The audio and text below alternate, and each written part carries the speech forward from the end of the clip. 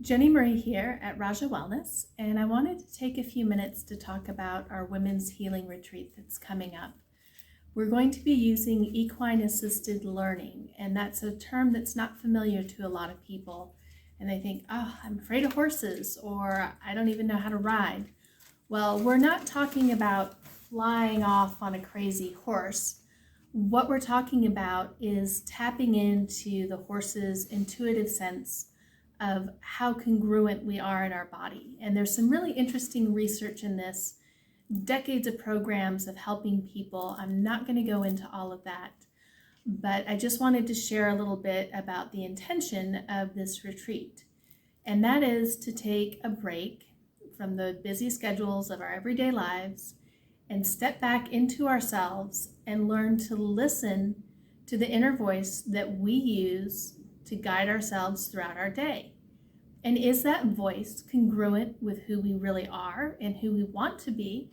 Or is it a nagging echo of maybe a controlling parent or a friend or a teacher who said something that just stuck with you in a way that's really not who you are anymore? Maybe it's just been the stress that we've all been going through. Or maybe you just want to explore a little more deeply how congruent you are in yourself. And this is where our horses become amazing partners to us. They can sense from halfway across an arena if you are centered and in yourself, or if you are scattered and all over the place. And their body language, how they interact with you, will change depending on the clarity of your intention and your focus. So it's a wonderful way in a completely non-judgmental environment to figure out what that feels like when you're really centered in yourself. And we'll be incorporating exercises from Tai Chi and yoga, doing a little bit of journaling, some visualization, even possibly a little bit of Reiki, but to really just give you some tools to tap into the kind of voice that you want to have when you're making decisions about your everyday lives. So you'll see some video clips here of a couple of girls working with the ponies.